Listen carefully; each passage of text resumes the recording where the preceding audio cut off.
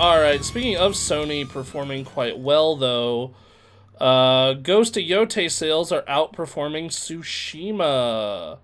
So, Ghost of Yōtei says, speaking during an earnings call, platform holders said Yōtei exceeded their sales of the previous title in the same period of time and significantly contributed to its latest results. Sony did not share a specific sales figure for the Sucker Punch title. In its previous financial results, it said Ghost of Yōtei had surpassed 3.3 million units sold as November 2nd, so being out about a month. This likely put it in line with Tsushima, which sold 2.4 million in the first 3 days. In its first 4 months, Ghost of Tsushima sold around 5 million units. It's worth noting the original Ghost was released slightly later in the PS4 console, which had a larger install base than the PS5 does now. According to Circana data, Ghost of Yōtei was the 3rd best-selling PlayStation game in the US last year, and the 11th best-selling overall. First off, that game was cool. It was on my Game of the Year list. It was a really good time. I will say that this does not surprise me. That game was great. The first one was great. A lot of people liked that first one, and it sold millions of copies. The second thing I will say is, man, don't you grifter loser fucks look stupid. Yeah. They were saying game bad because woman. Game bad cause woman, and voiced by woke woman. Game must be bad. Woke woman make game bad? Woke woman make game bad. But number good. How does woke make number good? Go woke, go broke. Apparently in this case, go woke sell a lot more than the first one. Yeah, I think it's really a case of good make money. Yeah. Good game, money game. Yeah, like, they made good game. If you want a really polished, really well-made action-adventure samurai game, here you go. They sat down, they had this discussion, it really groundbreaking. They were like, guys, I think I have a new strategy. Alright. For a game. Mm-hmm. Let's make it good. And then people, I think they might buy it. Yeah, so they, that game did well, proving that the, woke, or the anti-woke, right-wing grifter like Smash JT and the like are idiots. My favorite part is, one of the biggest grifters leading the charge against this game was Smash JT, and he is doubling down on his wrong opinion. And his doubling down. So it doesn't really sell that much. That's a fake sell number. They bought copies of their own game. I didn't watch the video. I just look good. I'm just riffing it. I think you're probably right. I guarantee you, if we were to pull up that video, you'd probably be right. I know that he, is complaining that Circana is compromised, which my response is, I mean, if they are, some investment firm has a hell of a lawsuit they need to get going, would be my response to that. I don't think these people understand how, like, strict the law is about this kind of shit, and how it's called fiduciary duty. Yeah, so I mean, sure, if Circana wants to get ass blasted with lawsuits, they could fucking do that, I guess.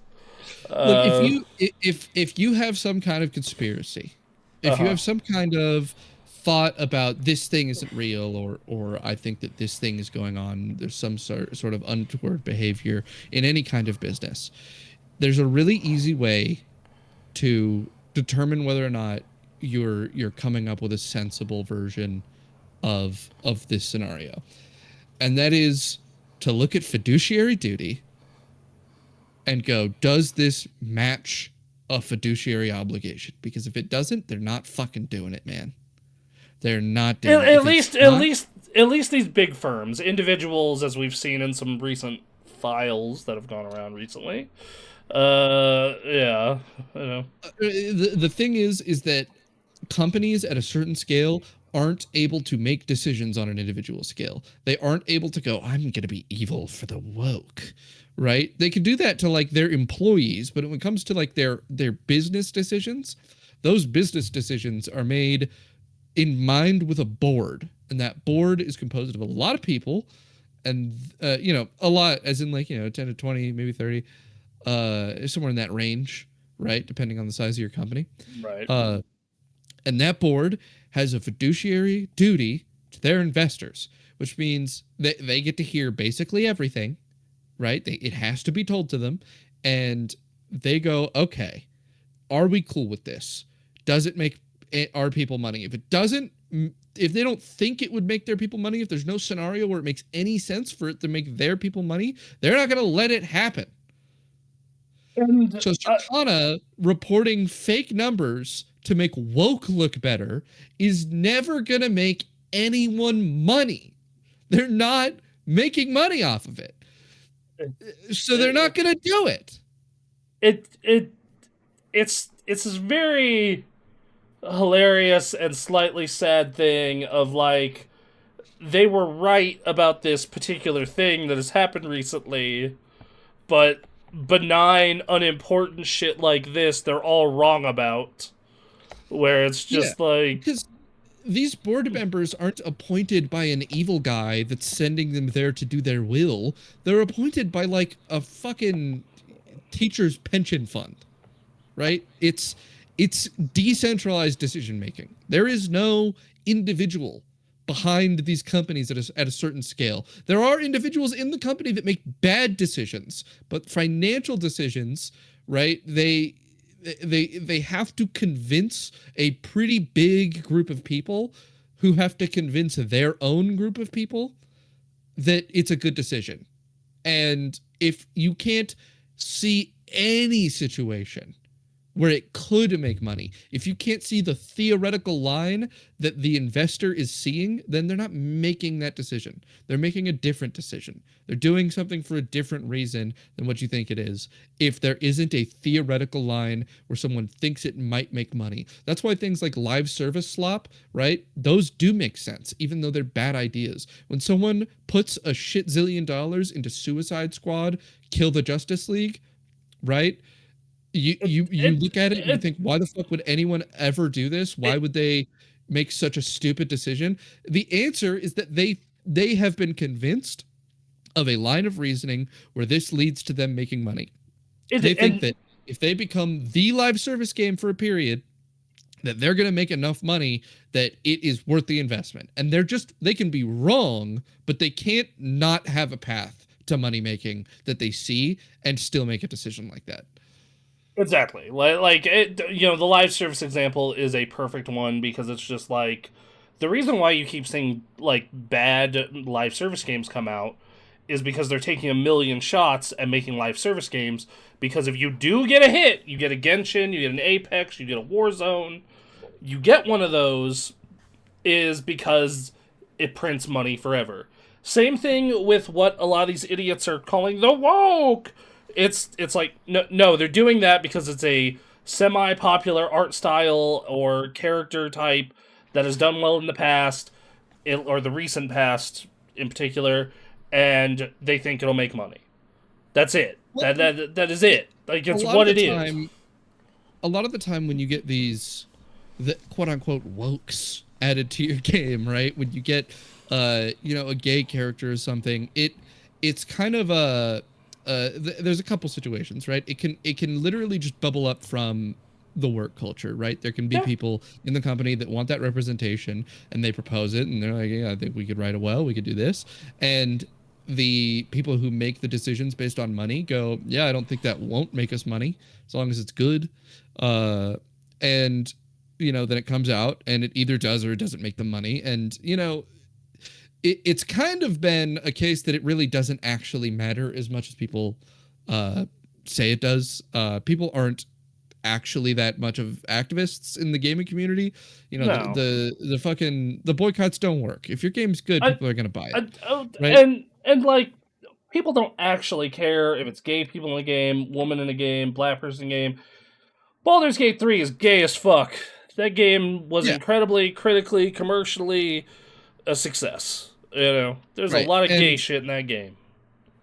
And then the second place it can come from is that literally a corporate person goes, I think that the target demographic for our audience for this game is very diverse, and that if we have a diverse cast, more people will attach, and so they, it can be a demand from on high as well. And the thought of these people that are like constantly criticizing, like, oh, they're woke in my game, they think it's only the on high directive, right? Is that that's the only scenario where this is coming in, and that's just realistically not the case. And it just doesn't affect the game. It doesn't affect the game.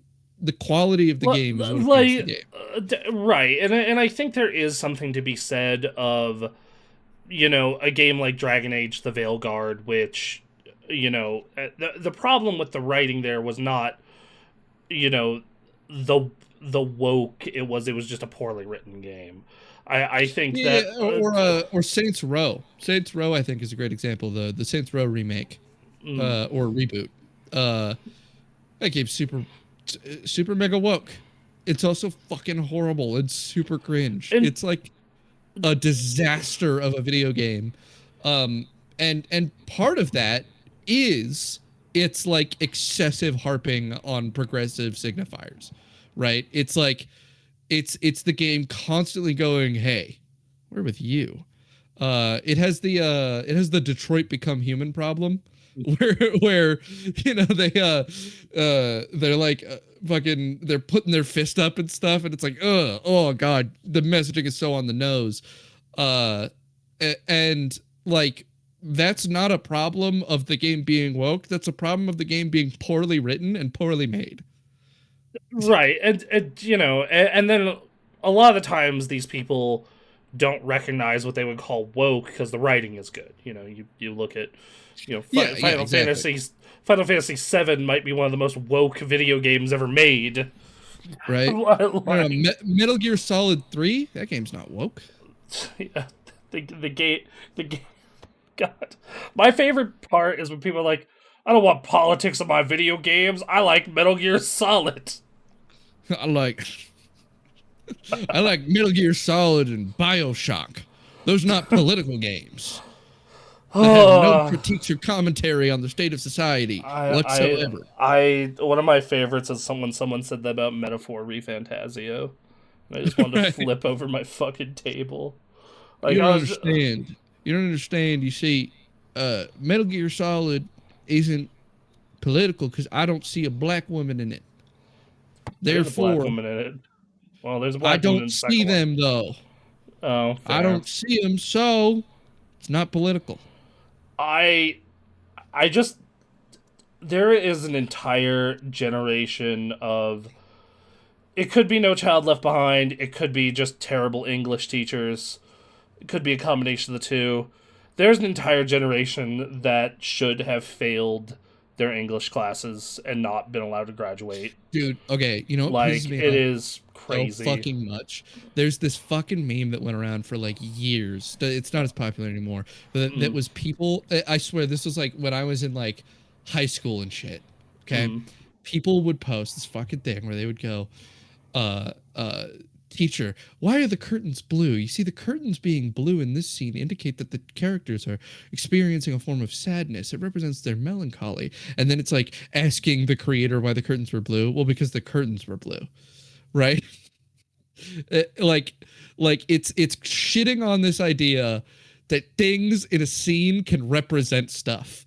And it's like, holy fuck, it's the most wrong sentiment about writing that I have seen spread so widely. It's so widely shared, and so people, you like it. It's funny bit because the curtains were just blue, but like you had to fucking say what color. You didn't have to say what color the curtains were.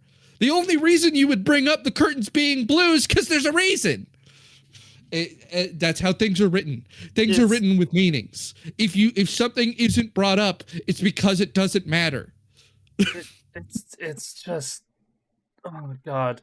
I will say no one is going to be teaching you about curtains that are just blue, because if the curtains are blue and there's no fucking reason for it, then that thing was stupidly written and does not have the quality necessary to be taught as an American classic. I will say there are some books that are classics that do that, though. I'm looking at you, Tolkien. You're fucking looking at you real hard, being like, so that entire chapter about fucking trees, brother. You know? No. Actually, no, because it does have meaning in Tolkien's work, though. Oh, because it Tolkien does. You know, he's obsessed with creating realistic settings, and so the things that he's describing these trees, and the reason he's describing them is because they're not quite normal trees, and it's really important to him that you have an internal image of trees that are a little different. Okay.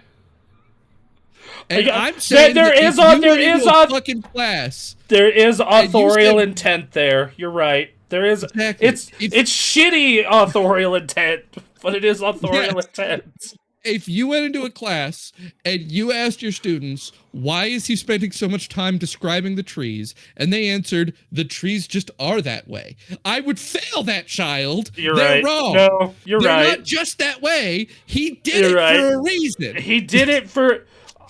this is the way I would teach that class. I would say, look, he did this for a reason. It's just a really stupid reason. Okay? I'll level with you. Same thing with, do you ever read Grapes of Wrath? I did not. Okay, well, he has a very similar thing where it's basically an entire chapter on dirt. I understand the point he was trying to make with it about the poverty and the filth and a million other fucking things. But it's just like, brother, this could have been a page. This could have been a page, dog. This is why I love bad media, right?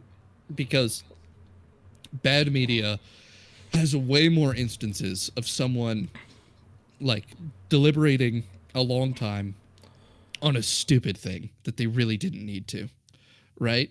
Sometimes that horrible writing that they will put in their thing is actually exactly the right decision. It's exactly what they should have wrote. They do need to focus on the stupid thing, right? My Chinese slop novels, right? They do this thing where they will spend an insanely long time sitting there explaining how a very specific power works, right? And that power is going to be used maybe twice, and they're going to get way into the weeds on it, and they absolutely need to be doing that because the target audience reacts a very specific way to that kind of poor writing. And so when they are saying, when they go into a fight and one character screams out a giant like list of words as the name of their move, that is horrible writing. That's a bad decision. They shouldn't be doing that. And it's exactly the right decision for this writer to be making in this scenario. That's what I love about bad media. Right, sure. Oh, God. But, yeah, so, I don't know. English teachers, I don't know if it's your fault or if it's just you had to pass kids, but Jesus fucking Christ, we have a whole generation of people who, just zero media literacy. Actually, it's not even media literacy, it's fucking reading comprehension. Jesus Christ, didn't I read... I'm not sure if I talked to you about this. There was like a news story recently where it's like the average American reads at a 5th grade level, and that's so depressing. That's just so like, fucking depressing. Hold on, there's a statistic. I'll pull up a percentage of Americans illiterate. It's like really high. Approximately 21% of U.S. adults possess low literacy skills or are functionally illiterate. And 54% of adults read below a 6th grade level. Fuck me. I will say that this explains how I keep getting high-paying jobs. It's not that I am great at what I do. It's my competition is just incompetent. Like that's the answer. Okay, great, super duper, love to see it. Well, that's a big sidetrack we got from Sony. Yeah. So back to Sony. So, well, speaking of Sony, games that'll probably be screamed at about being being woke and being a game made purely because a bunch of people on a board wanted it. Horizon